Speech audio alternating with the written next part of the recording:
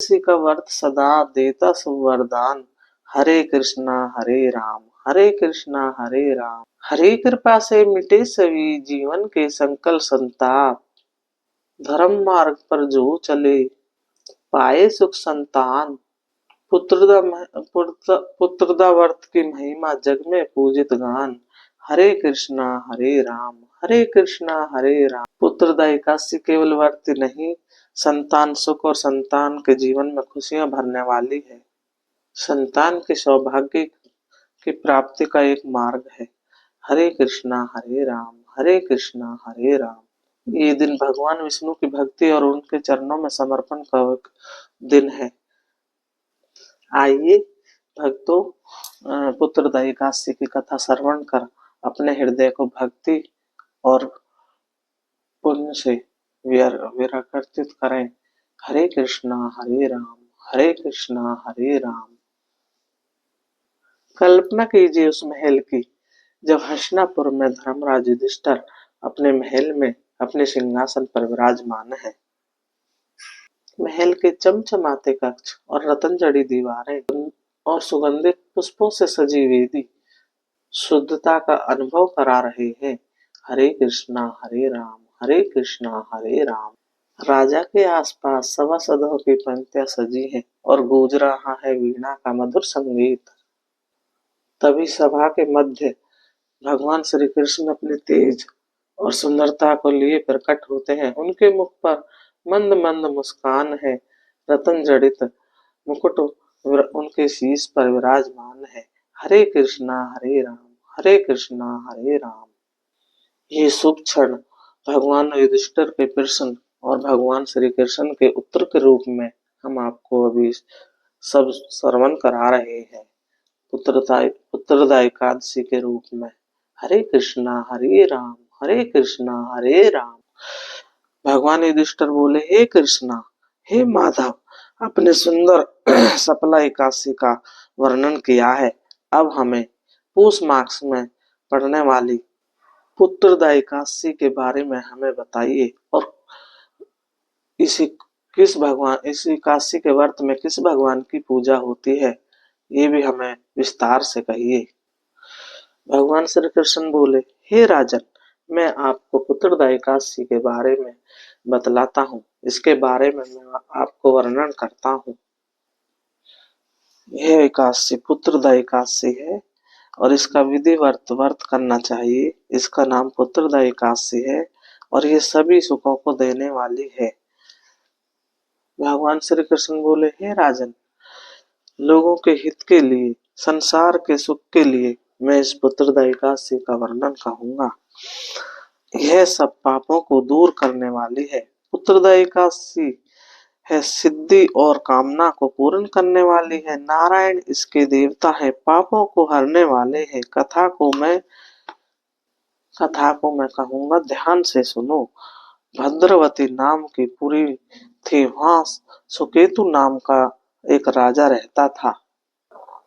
उनके रानी का नाम चंपा था। रानी की वजह से राजा भी बहुत ही दुखी रहते थे। दोनों पति पत्नी पुत्रहीन थे और संतान की चिंता में डूबे रहते थे।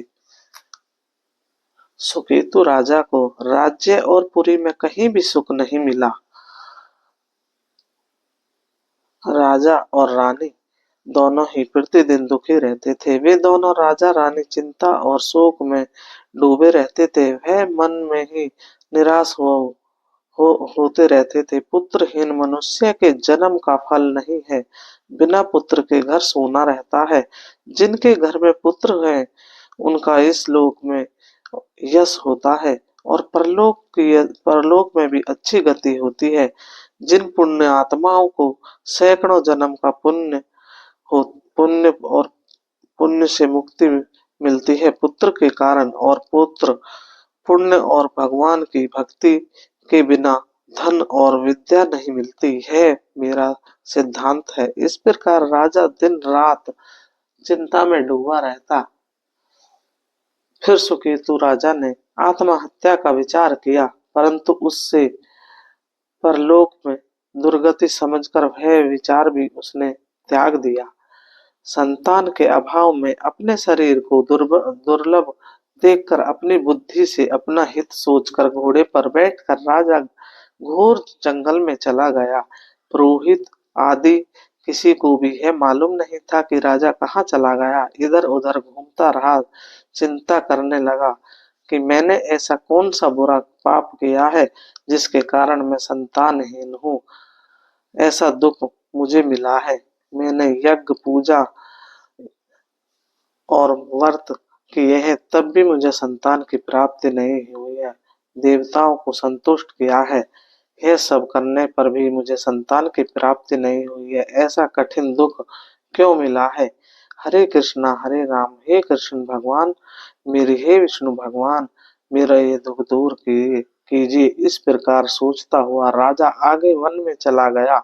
आगे जाकर एक सुंदर सरोवर देखा जिसके आसपास मुनि और संतों के आश्रम थे और वहां उनके आसपास पहुंचते ही सुकून होने लगा। राजा का दाहिना नेत्र और हाथ फड़कने लगा। इन अंगों का फड़कना शुभ माना जाता है।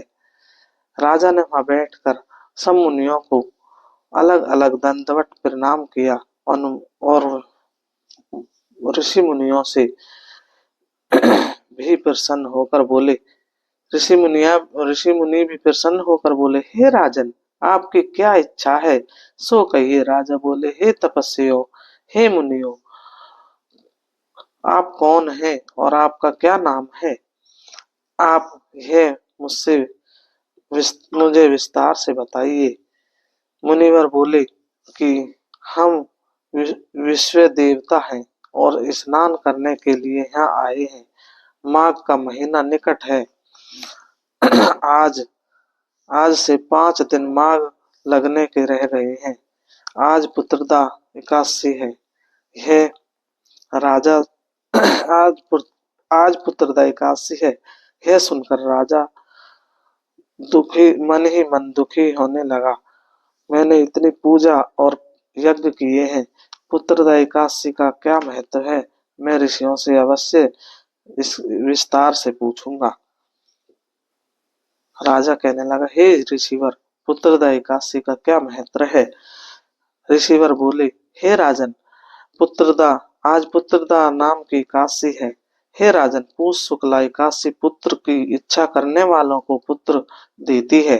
तब राजा बोला, पुत्र उत्पन्न करने के लिए मैंने भी बड़े बड़े यज्ञ और व्रत किए हैं। यदि आप प्रसन्न हैं तो मेरे लिए सुंदर पुत्र दीजिए। तब मुनीश्वर बोले, हे राजन, आज पुत्रदा एकादशी का नाम एकादशी है। एकादशी का आप व्रत करिए। प्रसादी एकादशी है, आज ही उत्तम व्रत को करिए। हमारे आशीर्वाद से और भगवान श्री हरि की कृपा से आपको पुत्र की प्राप्ति अवश्य होगी। इस प्रकार उनकी आज्ञा का पालन कर राजा ने पुत्रदा एकादशी का व्रत रखा।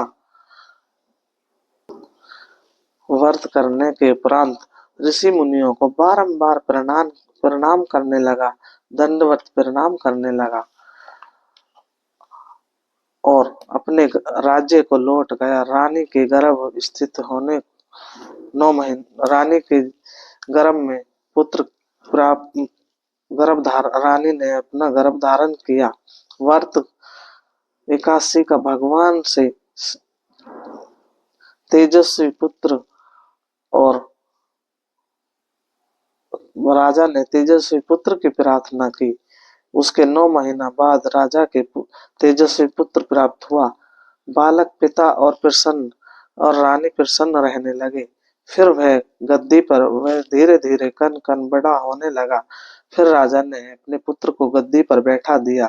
गद्दी पर बैठकर प्रजा का पालन करने लगा। इसलिए पुत्रदा एकादशी का व्रत करना चाहिए। इस प्रकार इस व्रत को जो भी करते हैं, जो मनुष्य और माताएं करती हैं, इस उस व्रत के प्रभाव से पुत्र को प्राप्त करने वाले होते हैं। पुत्र और पौत्र की पुत्र और पुत्र को सुखी देख राजा भी सुखी होने लगा। जो इस व्रत को धारण करते हैं वे इस लोक में और परलोक में स्वर्ग को प्राप्त होते हैं। हरे कृष्णा हरे कृष्णा हरे राम, हरे कृष्णा हरे राम, हरे कृष्णा हरे राम। बोलो काशी माता की जय।